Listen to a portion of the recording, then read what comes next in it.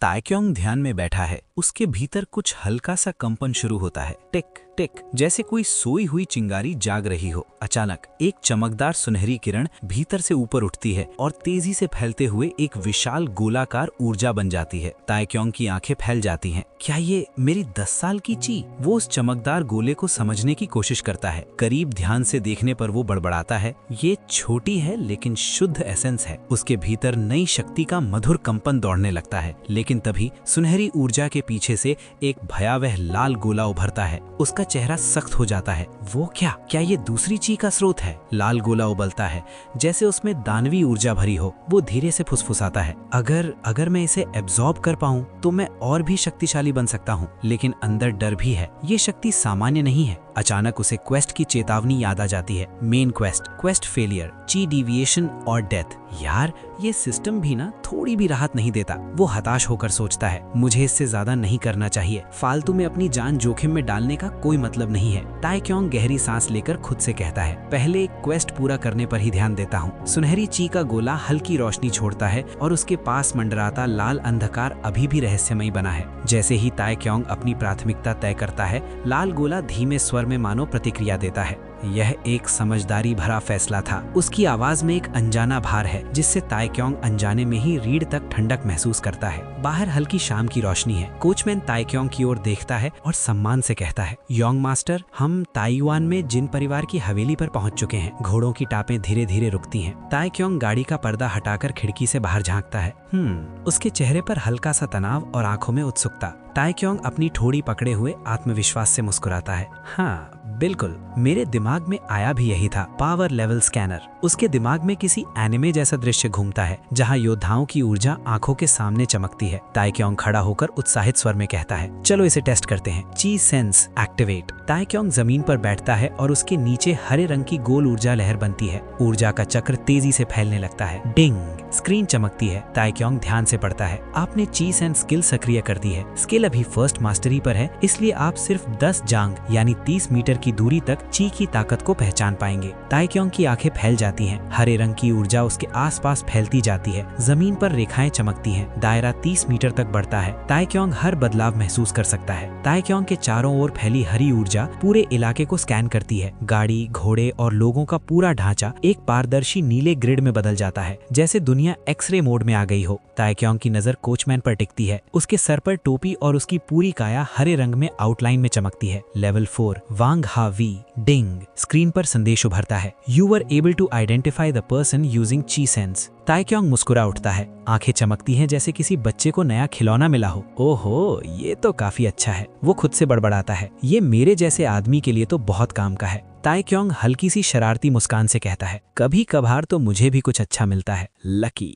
फिर हाथ उठाकर आदेश देता है, ओपन क्वेस्ट मेन्यू। डिंग, स्क्रीन फिर से चमक उठती है। ताइक्योंग नीचे झुककर क्वेस्ट स्क्रीन देख रहा था कि अचानक उसकी नजर लॉग आउट शब्द पर टिक जाती है। वो चौंक कर बुदबुदाता है, हाँ? स्क्रीन पर साफ लिखा है कि अब वो बाहर निकल सकता है। उसकी आंखें फैल जाती हैं, चेहरे पर खुशी, राहत और पागलपन एक साथ। फाइनली वो हाथ आसमान की ओर उठाकर चीखता है, मैं आखिरकार इस जगह से बाहर निकल सकता हूँ। सुनहरी रोशनी उसे घेर लेती है जैसे किसी कैदी को आजादी मिल गई हो। ताइक्योंग खिलखिलाकर हंसता है, ख्वाहा, बिल्कुल सही, ये तो बस एक गेम ही तो है। पास बैठे लोग उसे हैरानी से देखते हैं जैसे कोई पागल हो गया हो। वो खुद से गुस्से और गर्व के मिश्रण में बड़बड़ाता है, मैं बस थोड़ी देर में जिन्हों को बता दूंगा कि कैसे मैं इस गेम से बाहर निकल गया, एक छोटे से टाइम गैप का फायदा उठाकर। उसकी आंखों में शरारत और चालाकी चमकती है। ये तो बहुत ही आसान है। जैसे ही गाड़ी जिन परिवार के विशाल फाटकों के पास पहुंचती है, ऊपर से गार्ड की भारी आवाज गूंजती है, ठहरो। घोड़े की चाल रुकती है, पहियों की चरमराहट थम जाती है। दरवाजे के सामने काले वस्त्र पहने गार्ड आगे बढ़ते हैं। एक गार्ड आगे आकर दृढ़ स्वर में कहता है, मैं हूँ यंग मू जिन, महान जिन परिवार की जागीर का गेट कीपर कप्तान। कृपया अपनी पहचान और यहाँ आने का कारण बताइए। उसका चेहरा बिल्कुल प्रोफेशनल और सख्त, कोई मजाक की जगह नहीं। कोचमैन टोपी उठाकर घबराते हुए बोलता है, जी सर, हम क्रिम्सन फ्लावर से आए हैं। उसके माथे पर पसीना है, जैसे गलत जवाब देने पर उसे तुरंत बांध कर ले जाया जाएगा।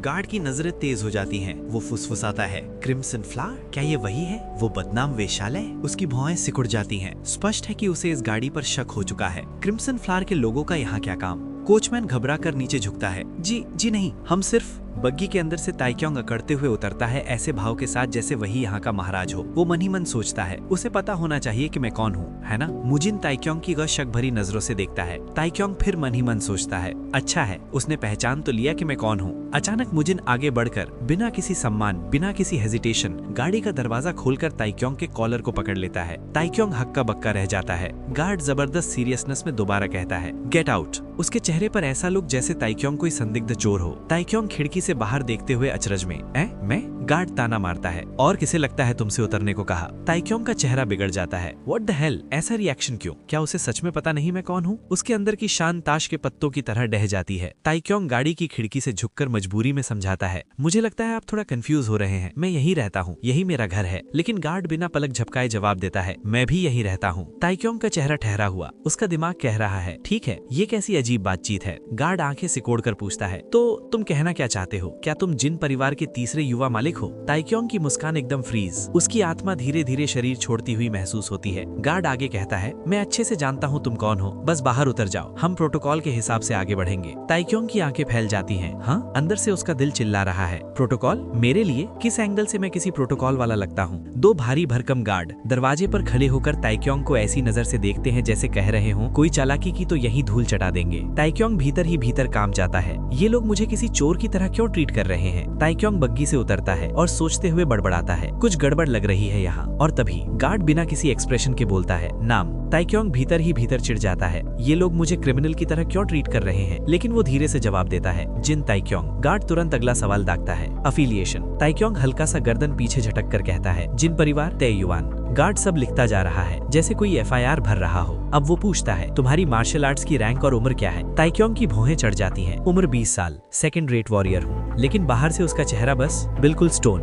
गार्ड उसे घूर कर कहता है, अपनी शान जेब में रखो, जो पूछा है बस सच सच बताओ। ताइक्योंग की आत्मा फिर से हल्के हल्के मरने लगती है। गार्ड के रूखे सवालों और उसके टोन से ताइक्योंग पहले ही खींच चुका था। वो अंदर ही अंदर बुदबुदा रहा था, ईमानदार रहूं? तुम चाहते हो मैं सच में कह दूं कि मैं बस सेकंड रेट वॉरियर हूँ? क्या मैं अपना पूरा स्टैट कार्ड वहीं टेबल पर रख दूं? बाहर से उसका चेहरा बिल्कुल ब्लैंक था। ताइक्योंग अभी अभी गाड़ी से उतर ही रहा होता है कि सामने खड़ा गार्ड कागज चेक करते हुए थोड़े चिड़चिड़े अंदाज में कहता है, ठीक है, अभी के लिए इसे नजरअंदाज करता हूँ। तुम कुछ दिनों के लिए गायब थे, कहाँ से लौट कर आ रहे हो? ताइक्योंग थोड़ी देर रुककर अपनी कमर पर लटक रही निशानी देखते हुए जवाब देता है, क्रिम्सन फ्लावर। उसका जवाब सुनते ही गार्ड की भौएं ऊपर उठ जाती हैं।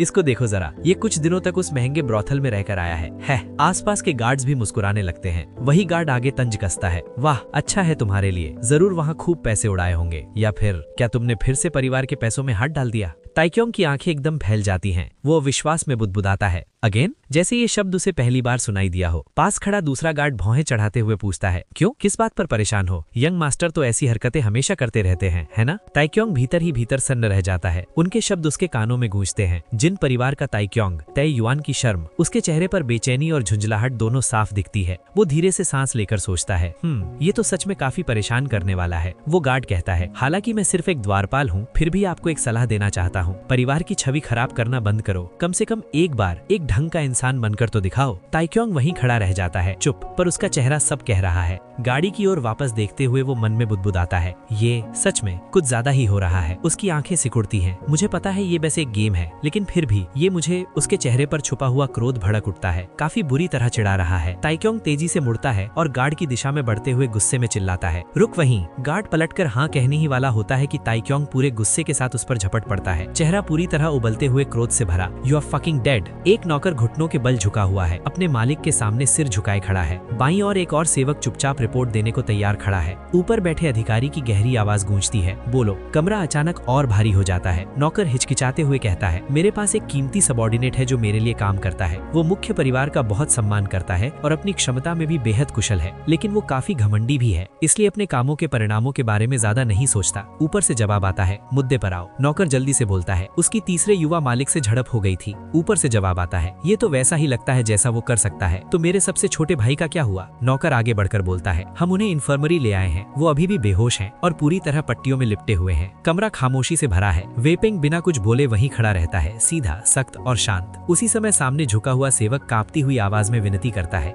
कृपया मुझे क्षमा करें, ये सब मेरी ही गलती है। आप जो भी दंड दे मैं उसे सहर्ष स्वीकार करूंगा।